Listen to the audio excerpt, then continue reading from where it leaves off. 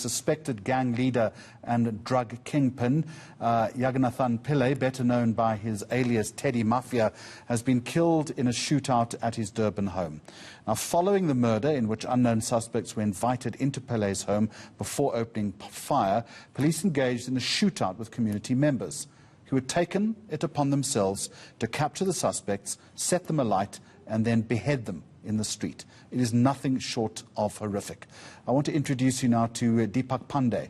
He's the author of the book The Kings of Durban and is recognized as an expert in gang warfare in the city.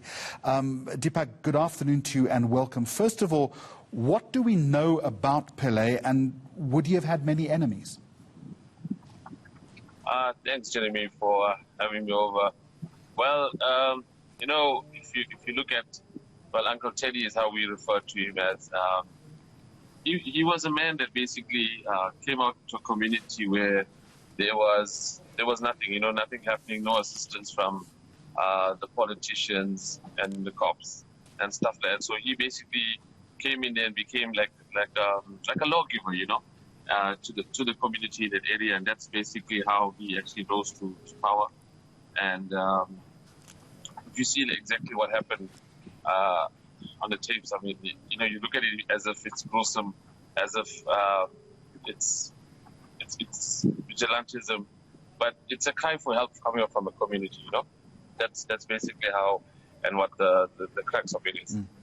I understand the answer, but it's also unforgivable in any society to set alight and then behead people. It's the violent response of the Shallcross community, surely, that is most shocking.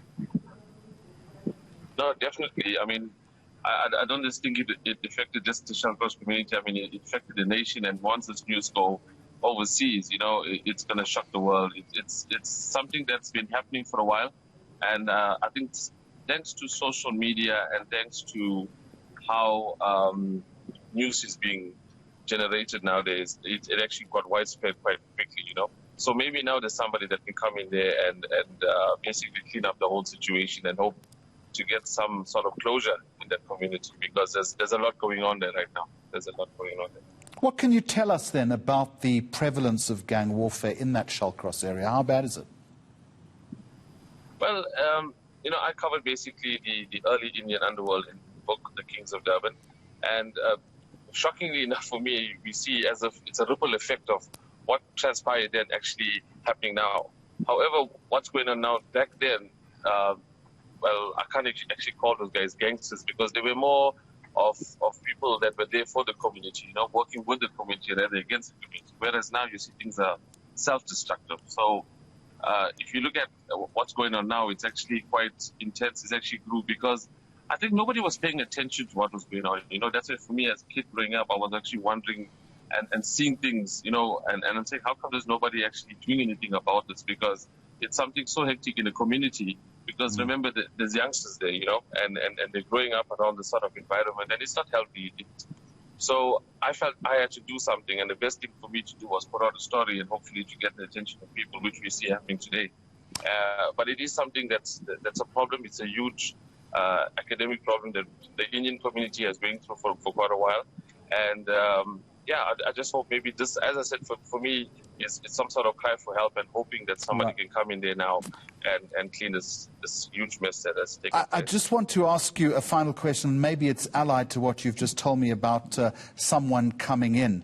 What are the likely consequences of the death? One, is that a vacuum has now been created. Secondly, surely people will be seeking revenge. Yeah, we will. We hope there's no revenge attacks. You know, I think there's a lot of lives lost in this for the past, I think, year and a half that has been carrying on and transpiring. Right now, for me personally, I don't think there's anybody that I can think about, but I'm hoping that there's somebody out there that's listening to me, that's listening to the community, and coming in there, you know, and trying to resolve this issue. Because if you look at the community and what transpired, how much of anger is in somebody to conduct something like what they've done? There's a lot of anger, there's a lot of frustration.